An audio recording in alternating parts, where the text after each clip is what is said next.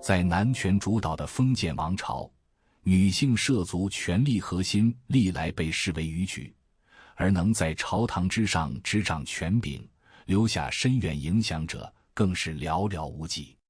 北宋张献明肃皇太后刘娥，便是这极少数中的传奇。她是仁宗圣治的奠基者，有吕武之才，无吕武之恶的史家定论，也是狸猫换太子中那阴鸷狠毒的戏曲脸谱。从蜀地孤女、市井歌妓到隐秘情人、六宫之主，最终成为大宋王朝第一位临朝称制的女主，她的一生宛如一部层次复杂的权力史诗。拨开传说的迷雾与史书的简笔，我们看到的远非简单的逆袭或恶名，而是一个女性在皇权、礼法与士大夫政治的铜墙铁壁间，凭借绝顶智慧、坚韧意志与冷酷手段，为自己和王朝开辟出一条显路的非凡历程。她的故事不仅关乎个人命运的抗争，更映照出北宋初期皇权运作的隐秘逻辑与时代转型的深刻烙印。刘娥的生命起点与皇家的煊赫荣耀有着天壤之别。据史载，她生于公元970年，祖籍太原，祖上并非寒门，祖父刘延庆曾在五代十国的后晋、后汉两朝出任右骁卫大将军，父亲刘通则是宋太祖麾下的虎节都指挥使，受领嘉州刺史一职，举家也因此迁徙至益州华阳，今四川成都。这本该是安稳的人生，命运却在他襁褓之中便露出了凛冽的锋芒。父母相继离世，嗷嗷待哺的刘娥一夜之间沦为孤女，无依无靠的她只能寄养在母亲庞氏的娘家，过着寄人篱下的生活。在那个等级森严、生计维艰的年代，谋生成了贯穿刘娥年少时光的头等大事。彼时的蜀地既是西南重镇，也是文风鼎盛、市井繁华之地，丝竹管弦之声遍布街巷。或许是天赋使然，或许是环境熏陶，刘娥自小便展露了出众的音乐才情，稍长变成了一名色艺双绝的歌女。她的歌声婉转动听，引人入胜，更难得的是，她还精通拨陶之技，那是一种类似拨浪鼓的民间乐器。这份独特的才艺没有让她在市井中淹没无闻，反而为她日后命运的惊天逆转埋下了最隐秘也最关键的伏笔。为了寻得一处安稳生计，刘娥早早便与蜀地一位名叫龚美的银匠结为夫妻。只是蜀地虽富庶，对龚美这样手艺平平的银匠而言，终究难有大的施展空间，更遑论改变命运。在公元983年前后，不甘困于一隅的龚美带着妻子刘娥踏上了北上的艰难古道。他们的目的地是帝国的心脏东京汴梁，今河南开封。那座当时世界上最繁华的都城，聚集着天下的财富、权力与机遇，也埋葬着无数逐梦者的希冀。谁也未曾料到，这对寻常夫妇为生计所迫的一次迁徙，竟在无意间叩开了通往历史中心的大门，让一个蜀地孤女的名字日后得以镌刻在北宋的朝堂之上。繁华的汴京从不轻易怜悯逐梦的底层之人。这座汇聚了天下财富与机遇的都城，对龚美这样缺乏人脉与资本的普通银匠而言，更像是一座冰冷的牢笼。夫妇二人很快便陷入了入不敷出的困顿境地。绝境之下，龚美竟生出了将刘娥转卖他人的念头。这段为生计缔结的婚姻在现实的重压下摇摇欲坠。就在这命运的悬崖边，转机悄然降临。时任韩王府指挥使的张琪偶然间见到了刘娥。史书虽未详述这场相遇的具体情境，但不难想见，彼时的刘娥虽身陷窘迫，却难掩出众的容貌与那份从市井烟火中淬炼出的灵动气质，尤其是他婉转的歌喉与精妙的拨桃之技，定然给张琪留下了极深的印象。张琪深知年轻的韩王赵恒心性，也敏锐地察觉到眼前这位女子或许能取悦王爷，于是当机立断，将刘娥引荐进入韩王府中。公元983年，时年14岁的刘娥与尚为皇子的赵恒正式相遇。这场看似偶然的会面，却如同星火坠入枯园，瞬间燃起炽热的情愫。赵恒自小生长于深宫，见惯了名门闺秀的端庄规整，刘娥身上那份来自蜀地的清新灵动、楚楚动人，以及藏在眉宇间的聪慧机敏，都让他感到前所未有的新鲜与清新。他对刘娥一见如故，宠爱异常，两人迅速坠入热恋，朝夕相伴，形影不离。但这份跨越阶级的炽热爱恋，从一开始就注定要直面封建皇权的冰冷壁垒。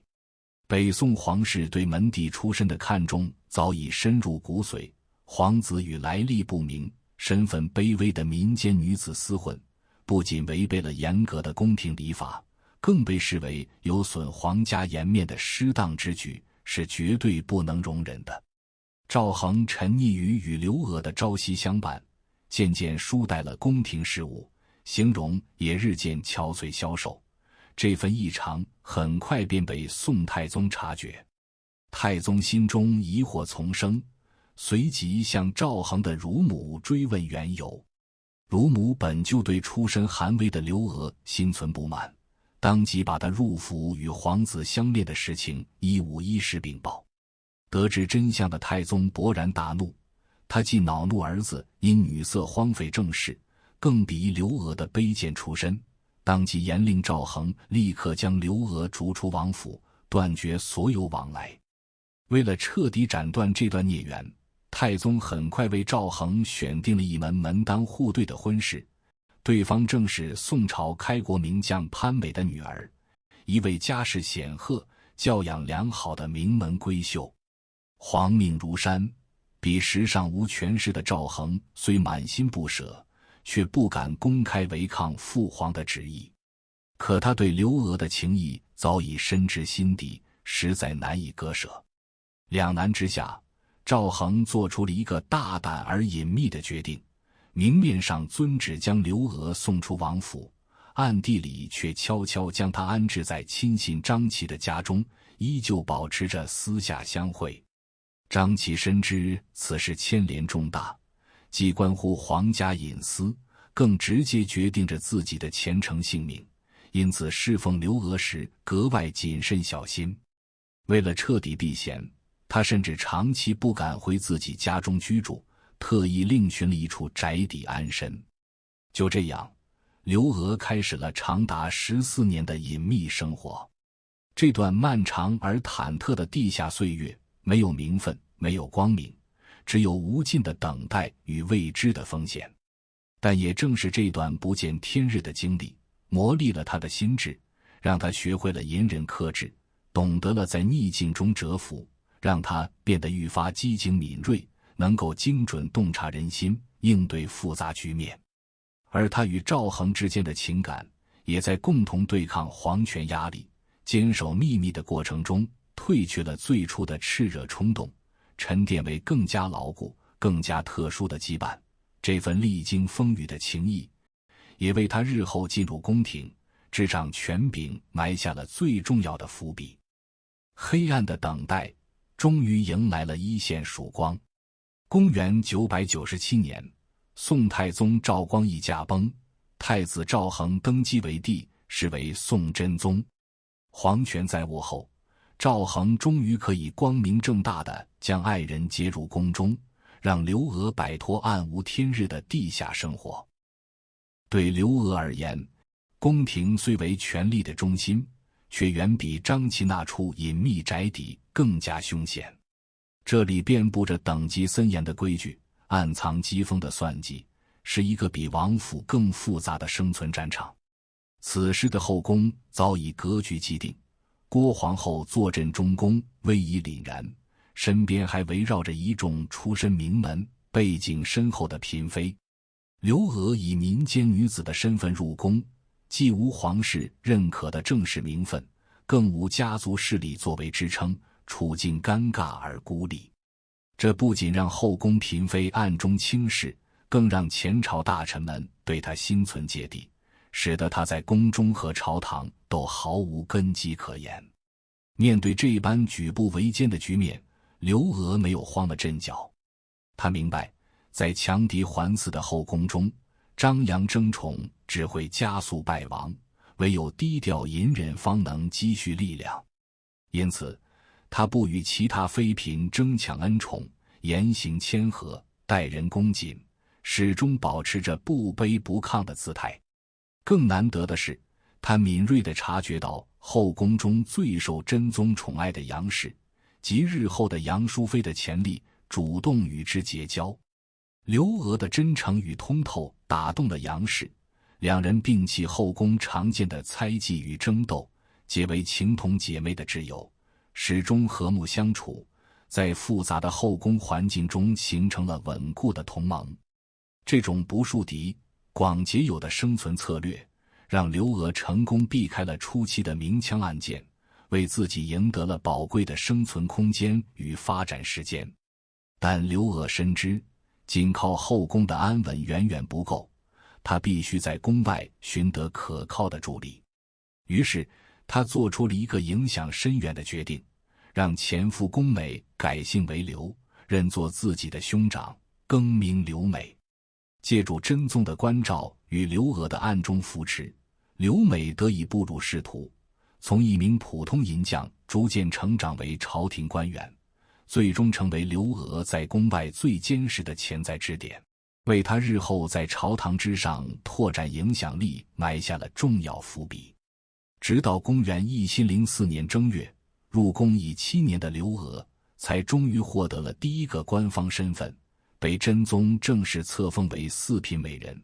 这标志着她终于在后宫中拥有了合法的一席之地。刘娥的命运迎来第二次重大转折，契机源于真宗后宫的一场变故。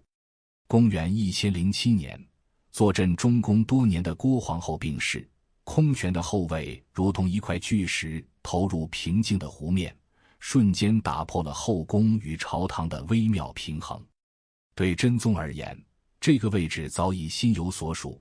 刘娥陪伴他走过14年隐秘岁月，又在入宫后始终温婉持重，两人情谊历经风雨愈发深厚，立他为后，既是情感所向，也是真宗多年的心愿。然而，真宗的这一想法刚一流露，便遭到了以宰相寇准、李迪等绝大多数朝臣的激烈反对。在这些士大夫看来，皇后乃国母，必须出身名门望族，具备显赫家世，方能承载母仪天下的重任。而刘娥属地孤女的寒微出身，恰恰触碰了他们心中礼仪纲常的底线，成为反对她立后的致命理由。这场看似简单的立后风波，实则深刻凸显了宋代皇权与士大夫集团之间的核心矛盾。真宗欲凭个人情感与皇权意志决定后位归属，而士大夫集团则坚守门第匹配的传统礼教，双方在朝堂之上展开了激烈的博弈。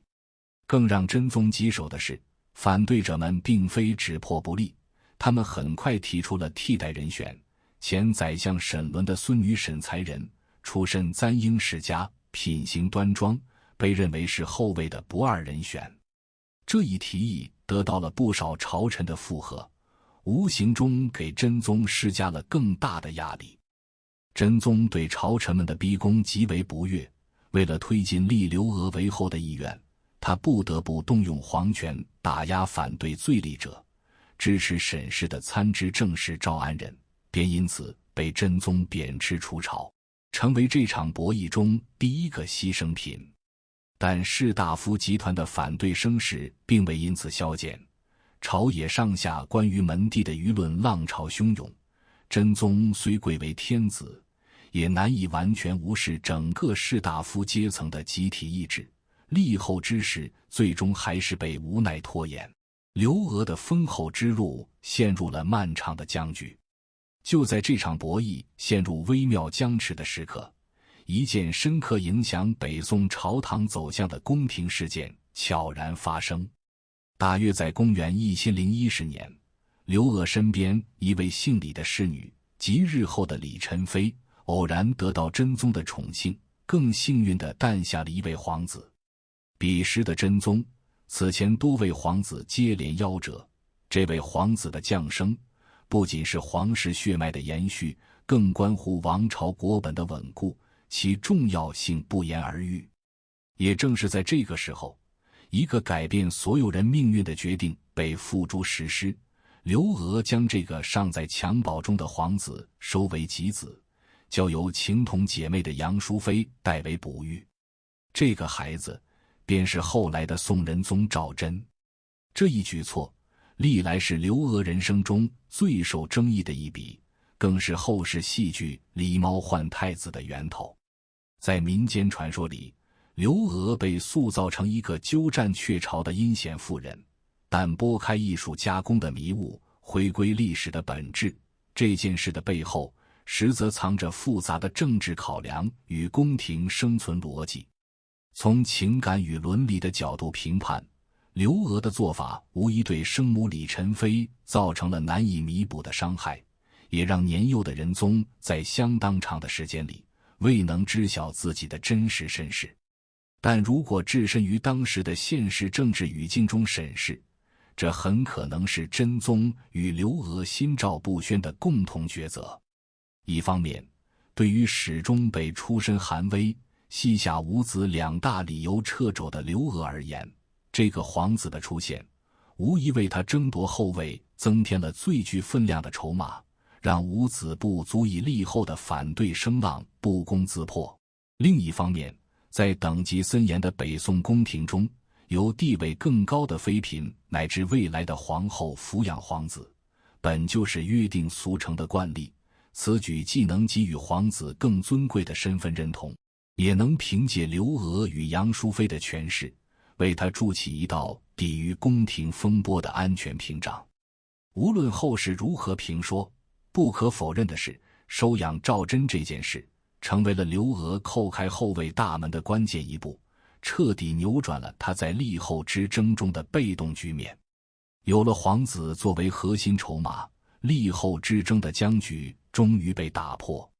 公元1012年，宋真宗在逐步扫清朝堂反对声浪的主要障碍后，不再犹豫，先将刘娥晋封为德妃，为其登临后位铺垫好礼仪台阶。随即于同年12月，正式下旨册立刘娥为皇后。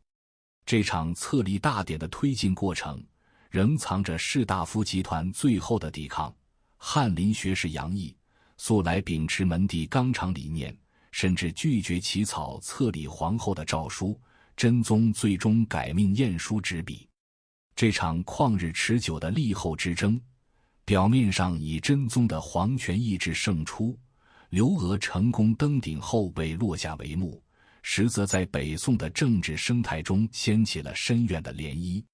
对刘娥而言，这场争斗让他清晰地看到了前朝士大夫集团的顽固阻力，更与以寇准为首的一批元老重臣结下了难以化解的嫌隙与恩怨。这份深刻的对立，为日后天禧年间那场波及朝野的惨烈党争埋下了致命的伏笔。更重要的是，册立为后，标志着刘娥彻底摆脱了属地孤女的卑微标签与后宫边缘人的尴尬处境，从权力的幕后正式走向前台。凭借皇后的身份与真宗的绝对信任，她得以名正言顺地更深度地介入帝国政治的核心，开始在北宋的朝堂之上逐步施展自己潜藏多年的政治智慧与手腕。荣登后位的刘娥并未将自己的目光局限于六宫粉黛的日常琐碎，更没有满足于中宫皇后的尊荣与安逸。她自幼饱经坎坷，尝遍寄人篱下的辛酸与底层谋生的艰难。这份独特的人生阅历，让他比深宫中养尊处优的妃嫔更懂世事维艰，也更能洞悉朝堂内外的利害纠葛。而常年陪伴在真宗身侧，耳濡目染帝王处理政务的决断与谋略，更让他对朝堂政事生出浓厚兴趣，也淬炼出远超常人的敏锐洞察力。史书记载刘娥性情景物，通晓书史，这绝非空泛的赞誉。每当真宗退朝之后，挑灯夜烛批阅奏章至深夜，刘娥总会静静相伴左右，从不倦怠。她不仅是真宗疲惫时的慰藉，更能在真宗沉吟不决之际，于字里行间捕捉到政务的关键症结，从容参与讨论，提出切中要害的见解。他处理政务素来秉持周谨公密的原则，思虑周全而行事严谨，从无疏漏偏颇之处。也正因如此，他日益得到真宗的倚重与信任，逐渐成为真宗在后宫最信赖的臂膀。时光流转，随着真宗的健康状况日渐恶化，往日雷厉风行的帝王再也无力独撑繁重的朝政，刘娥也随之从幕后的参与者，一步步走向了前台的主导者。而与之相伴的权力欲望，也在日复一日的理政事件中悄然滋长。一场搅动朝堂格局、席卷朝野上下的权力风暴，已在暗处蓄势，即将汹涌而至。公元1019年前后，一股无形的阴云开始汇聚。一则太白昼现的天象遗诏，经由钦天监占卜，被解读出女主昌的谶语。这寥寥三字，如同一声惊雷，在朝野上下掀起了无声的波澜。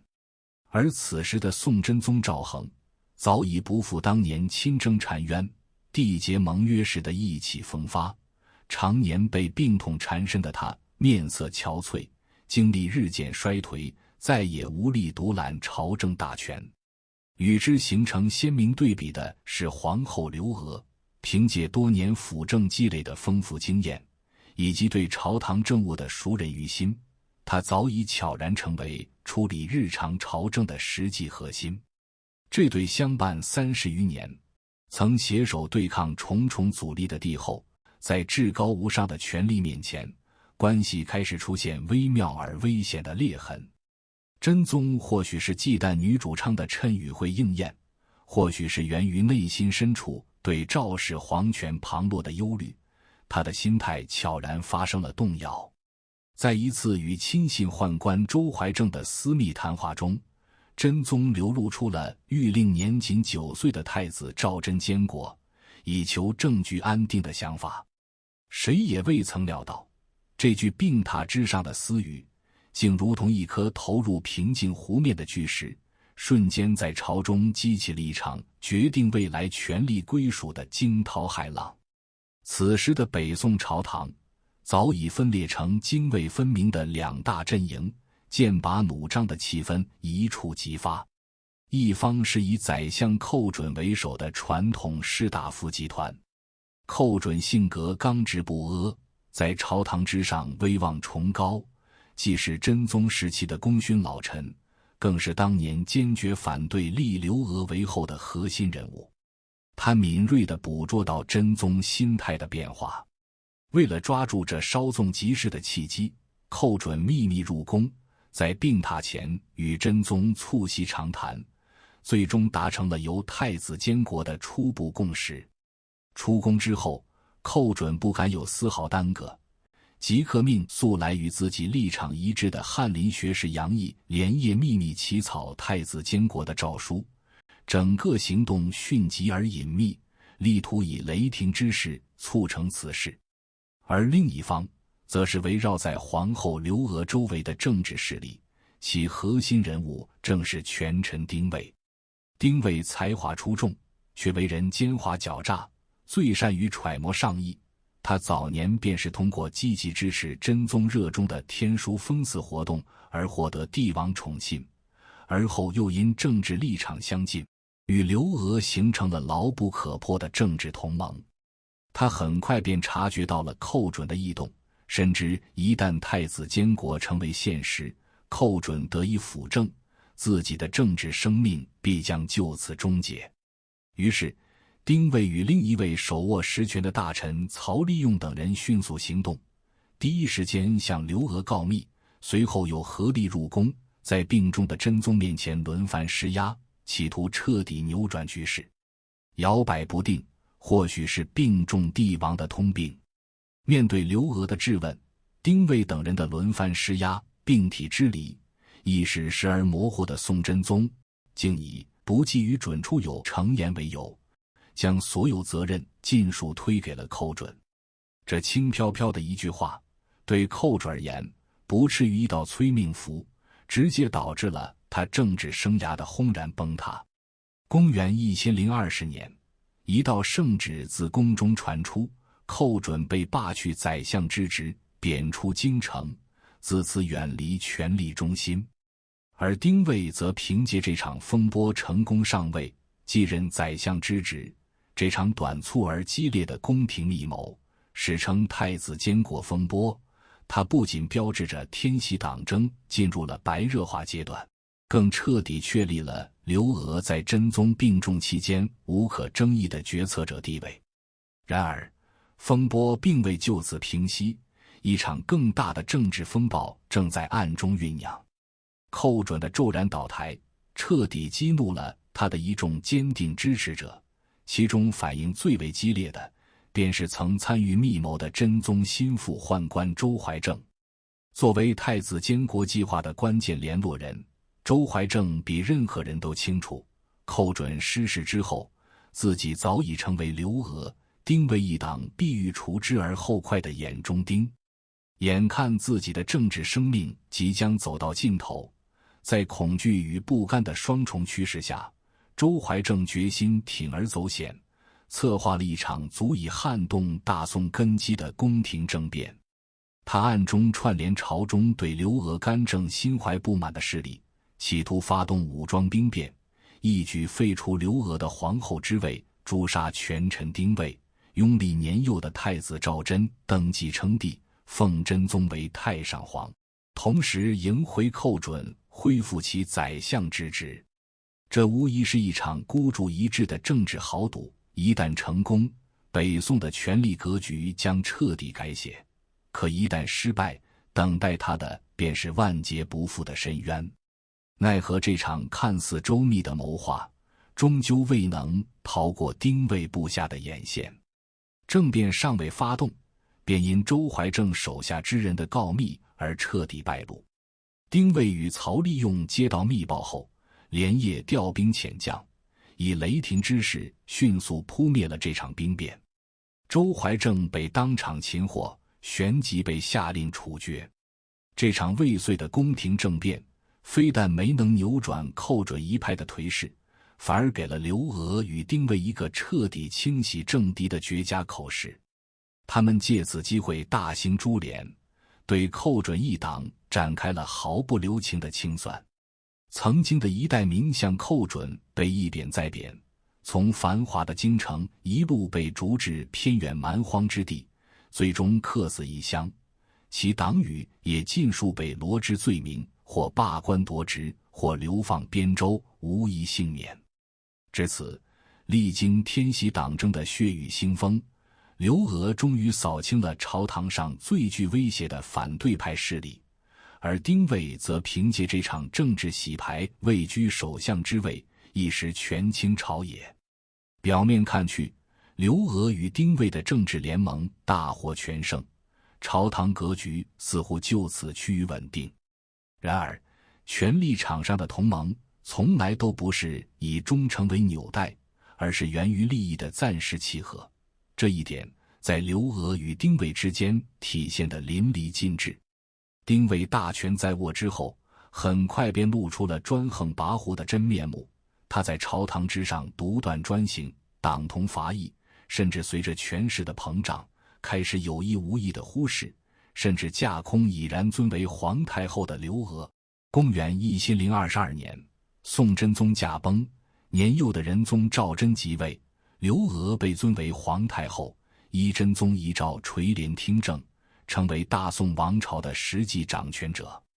丁谓的僭越之举，无疑是对刘娥权威的公然挑衅。深谙权力制衡之道的刘娥并未立刻发作，而是选择不动声色，以超乎寻常的冷静蛰伏待机，静待丁谓露出破绽。机会很快到来，在一次朝会上，丁谓与其安插在宫中的盟友雷允恭私自篡改皇帝诏旨的行径意外败露。蛰伏已久的刘娥终于等到了出手的时机，他当机立断，在满朝文武面前当庭展示丁谓勾结宦官擅改圣旨的铁证。这份罪证如同惊雷炸响在朝堂，曾经不可一世的丁谓瞬间从权力的顶峰重重跌落，等待他的是罢相、抄家的严厉惩处，最终被原贬至荒僻苦寒的崖州（今海南三亚），彻底退出了政治舞台。刘娥这一手雷霆操作，绝非仅仅是铲除一个潜在的权臣威胁那般简单，更是一次面向朝野的权力宣示，他才是大宋帝国真正的掌控者。无论是资历深厚的元老重臣，还是曾经并肩作战的政治盟友，但凡有人试图触碰权力的红线，僭越本分，都必将付出惨痛的代价。清除丁谓堪称是刘娥独立运用最高权力的一次完美展示，它标志着刘娥已然完成了华丽的蜕变，从一个需要依赖皇帝宠信、朝臣支持的皇后，真正成长为一位成熟老练、杀伐果断、深谙权术制衡之道的政治主宰。随着反对势力的烟消云散与自身绝对权威的牢固确立，刘娥终于得以以皇太后的身份，从容不迫地执掌起这个幅员辽阔的大宋帝国。从公元1022年到公元1033年，他垂帘听政长达11年之久。这段执政岁月既烙印着他独特的个人风格，也深深镌刻着属于那个时代的鲜明印记。他一面倾力收拾真宗朝后期留下的种种政治残局，一面为这个王朝的长远发展擘画着清晰的蓝图。摆在刘娥面前的首要难题，便是终结那场劳民伤财、虚耗国力的天书运动。真宗在位后期，为了彰显皇权天授、粉饰天下太平的假象，在丁谓、王钦若等大臣的鼓动下，沉迷于天书降世的虚妄之说，继而大张旗鼓地举行泰山封禅、祭祀坟茔等一系列规模浩大的迷信活动。10余年间，国库为此耗费巨资，无数百姓被征调服役，疲于奔命，朝堂上下更是刮起一股弄虚作假的浮夸之风，政治生态被严重败坏。刘娥垂帘听政后，没有丝毫犹豫，以雷霆手段斩断了这场持续多年的政治闹剧。他下令将所有所谓的天书尽数作为随葬品，随同真宗的灵柩一同埋入永定陵，又颁布诏令，全面停止一切与天书相关的工程修建和祭祀典礼。这一釜底抽薪的举措，不仅为朝廷节省了巨额开支，更让朝堂的注意力从虚无缥缈的神道社教，重新回归到政务民生之上，堪称他执政生涯中拨乱反正的关键一笔。在整顿朝纲、选贤任能方面，刘娥更是展现出一位成熟政治家的远见与魄力。他虽然以铁腕手段贬黜了寇准、丁谓等权臣，却绝非刚愎自用、嫉贤妒能之辈。对于真正德才兼备、能够匡扶社稷的官员，他始终予以重用和信赖。例如名臣王曾，为人正直端方，兼具治国之才，刘娥便将其提拔为宰相，委以重任。而王曾也不负所托，在任期间恪尽职守，多有建树。与此同时，刘娥深知监察制度对于澄清吏治的重要性，他完善北宋的监察体系，强化谏院职能，赋予台谏官直言进谏的权利，鼓励他们弹劾不法，纠察朝政得失，以此强化对整个官僚体系的监督与约束。在用人之道上，刘娥始终秉持恩威并施的原则，他严格约束外戚势力，即便是自己的兄长刘美家族，也未曾给予过分膨胀的权力，避免了外戚干政的历史覆辙。同时，他巧妙地平衡着朝中各派政治力量，使朝堂维持在一个相对稳定的状态，为施政创造了良好的环境。经济民生始终是刘娥执政生涯中最为关注的核心议题。他自幼历经底层艰辛，深知民间疾苦，因此掌权之后，多次下诏减免灾区百姓的赋税徭役，让流离失所的百姓得以休养生息。在关乎农业命脉的水利建设上，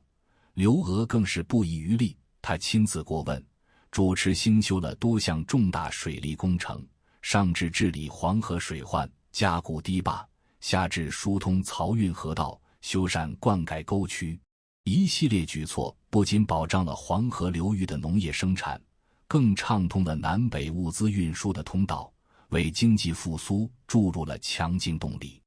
而在诸多经济举措中，最具前瞻性与划时代意义的，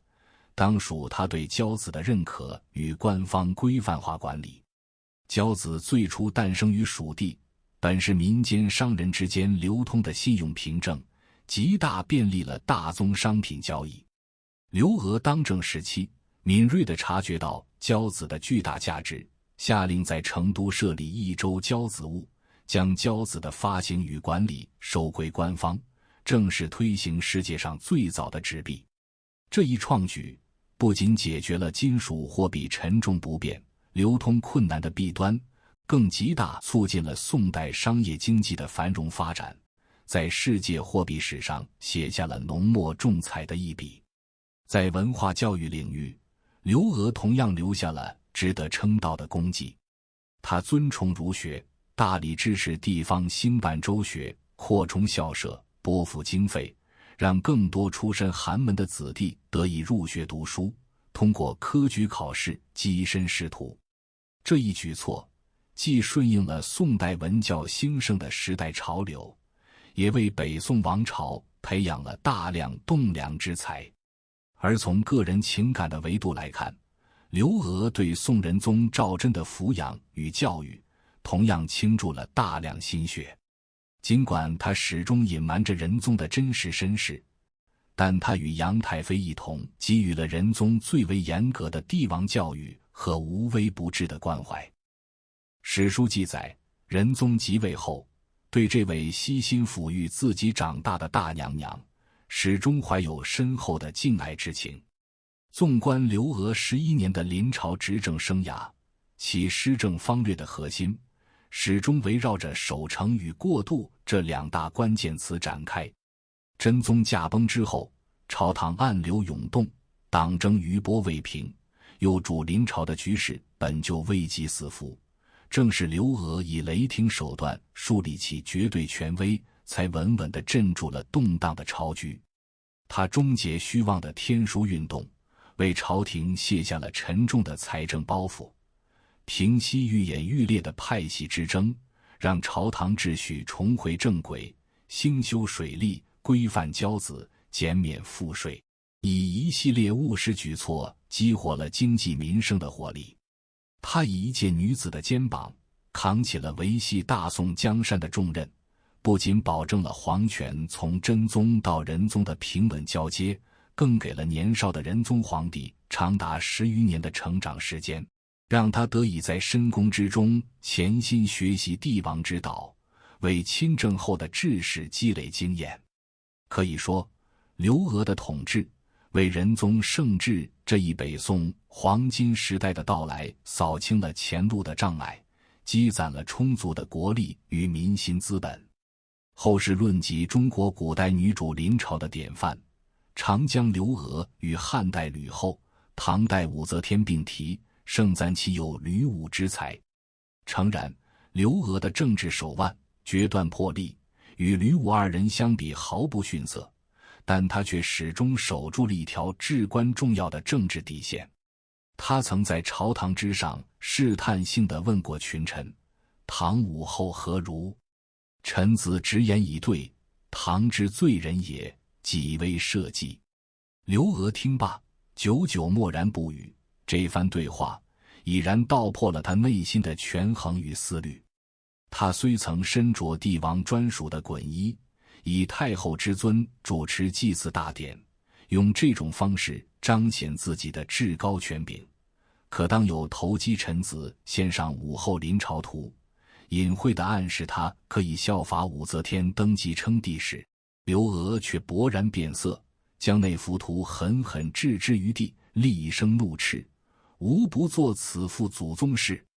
这掷地有声的一句话，清晰地划定了他的权力边界。刘娥的权力欲诚然强烈，但这份欲望的终极目标从来都不是颠覆赵宋王朝的统治，自立为帝，而是以摄政者的身份守护好这片江山。正是这份在权力顶峰时刻的清醒与自制，这份对祖宗基业的敬畏之心，让他与吕后的狠戾、武曌的篡逆彻底划清了界限，也正是史家赞誉其无吕武之恶的关键原因。公元1033年2月，东京汴梁的皇宫之内，一场庄严盛大的祭天典礼如期举行。64岁的皇太后刘娥身着本属帝王专属的天子衮服，头戴一天冠，在文武百官的肃穆注视下，步履虽缓却沉稳，缓缓步入太庙，亲手完成了这场祭祀大典。这是他人生中最后一次公开亮相，更是最具象征意义的一次。那身绣着日月星辰、12章纹的衮服，仿佛将他一生跌宕起伏的权力之路尽数浓缩，既彰显着他临朝称制的至高权柄，也藏着他对权力边界的最后试探。然而盛景难续，天命无常。这场大典落幕仅仅1个多月后，这位执掌大宋帝国权柄长达11载的传奇女主，便因沉疴缠身，一病不起。此时宫中有一幕耐人寻味的场景：弥留之际的刘娥数次艰难地抬起手，用力拉扯着自己身上的衮服，眼神焦灼，却已无力言语。身旁的侍从不明所以，势力在侧的仁宗皇帝已是悲痛之中满是困惑，不知此举深意。就在众人手足无措之时，参知政事薛奎猛然领悟了其中玄机，当即上前对仁宗进言道：太后此举是不愿先帝在地下见他身着天子之服啊。仁宗闻言恍然大悟，当即下令，在为刘娥入殓之时，褪去那身象征帝王权柄的衮服，换上太后常服。这一细微却沉重的举动，宛如一个精准的隐喻。他曾步步为营，无限接近权力的顶峰，触碰过帝王的皇冠边缘，但到了生命的最后一刻，终究选择卸下权柄的伪装，以赵宋王朝太后的身份回归九权，去见他相伴半生的真宗皇帝。刘娥的溘然长逝，不仅宣告了他11年临朝称制时代的终结，更瞬间打破了他生前苦心孤诣维系的朝堂平衡，埋藏20余年的惊天秘密，就此掀起了一场政治风波。而这场风波的核心，正是仁宗皇帝赵祯的身世之谜。20余载光阴里，仁宗始终尊刘娥为唯一的皇母，对生母李宸妃的存在一无所知。在真宗去世之后，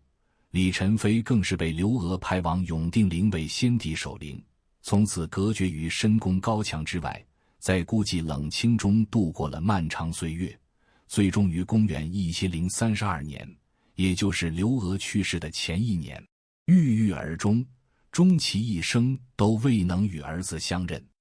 起初，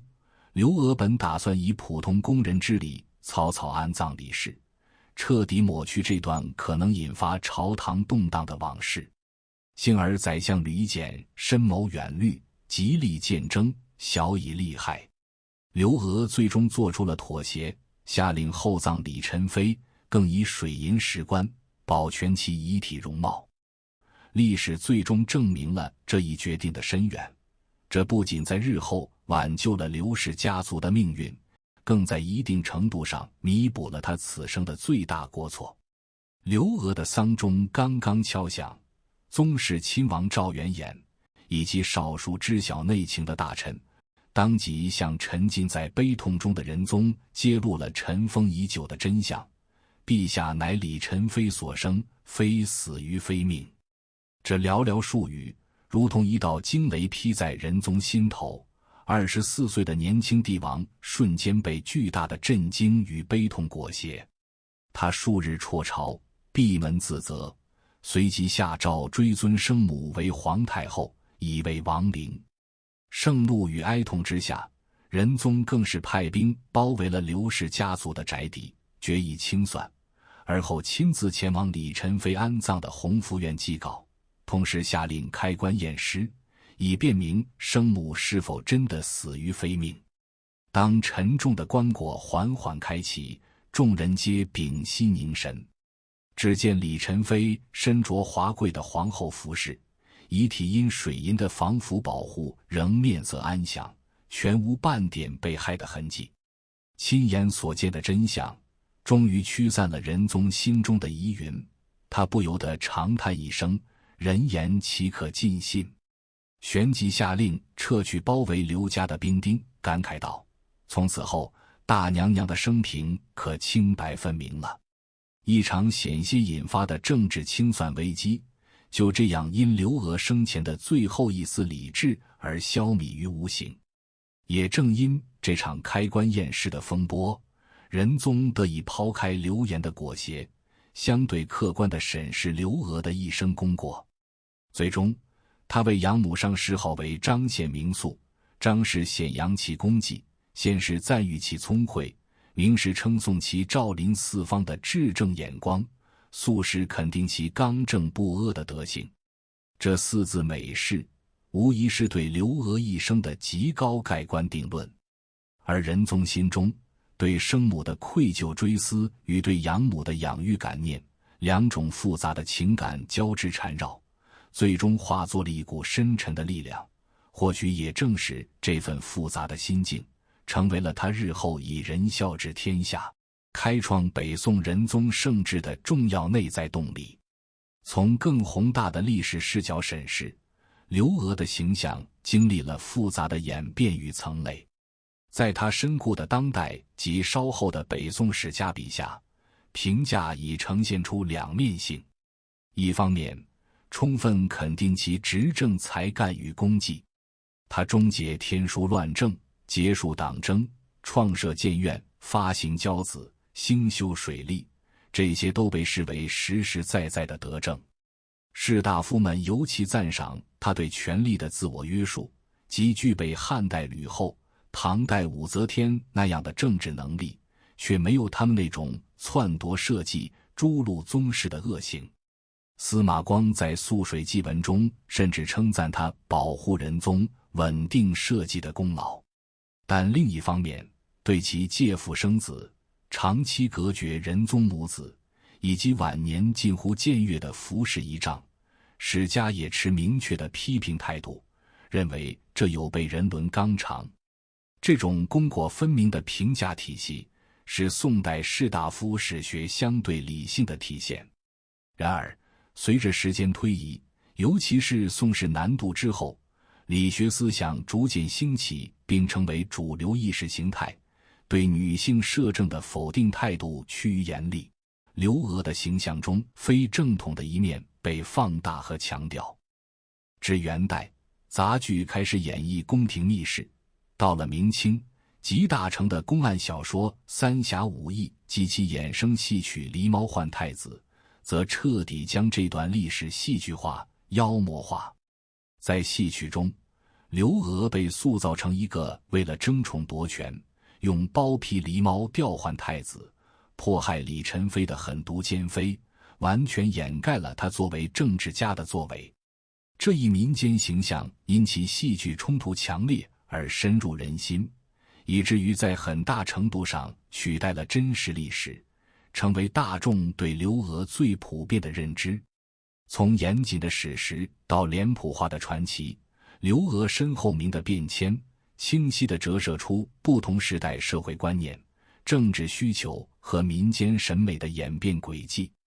当我们穿越历史的烟尘，试图还原一个更为本真的刘娥时，会发现他所处的时代是一个皇帝与士大夫共治天下的体制正在形成的初期。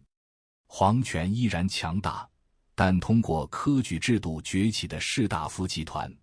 已开始强烈要求分享权力并规范皇权。以卑微出身成为皇后，就是对这一精英秩序的一次冲击，而她以女主身份长期执政，更是对传统儒家性别秩序的极大挑战。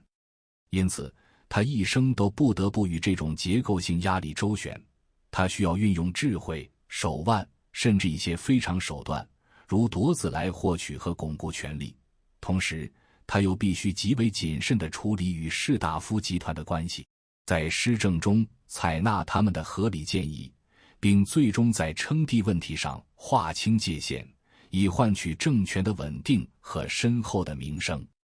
他的人生是在皇权、相权、礼法、性别等多重约束下，寻求个人生存与政治作为的极致舞蹈。刘娥的政治遗产是具体而深远的。他执政的11年，是北宋从真宗朝后期虚耗中恢复元气的关键缓冲期。他结束了荒诞的天书政治，将国家拉回务实轨道。他平抑党争，为仁宗亲政创造了相对清明的开局。他在经济、文化上的诸多举措，直接滋养了接下来的仁宗朝。可以说，没有刘娥这位强有力且总体上明智的过渡者，北宋是否能够顺利迎来被后世誉为圣治的仁宗时代，恐怕要打上一个问号。他用实际行动证明，在特定的历史条件下，女性不仅可以参与最高政治，甚至可以治理好一个国家。当然，他的局限也同样明显，他对权力的眷恋，对身世秘密的隐瞒，都造成了个人与历史的悲剧性裂痕。回望刘娥的一生，她不是戏曲中那个简单的反派，也不是一个完美无瑕的圣主。她是一个在极端不利的出身条件下，凭借天赋、机遇和坚韧不拔的意志，一步步攀上权力顶峰的非凡女性，是一个在男性主宰的政治世界里，以卓越才干赢得认可，却又被同样一套规则所定义和评判的复杂统治者，是一个既有慈母之心，又有冷酷手段，既有长远眼光，又有私心局限的立体人物。他的故事关乎权力与伦理的张力，关乎个人奋斗与时代洪流的交织，也关乎历史真相在后世叙述中如何被不断重塑。在北宋的朝堂上，他的身影或许已随岁月远去，但他在政治史上刻下的印记，以及他留给后人的无尽争论与思考，却如同他故乡蜀地永不消散的云雾，缭绕在中国历史的群峰之间。历史从未远去，它在声音中回荡。我是深入历史，我们下期再见。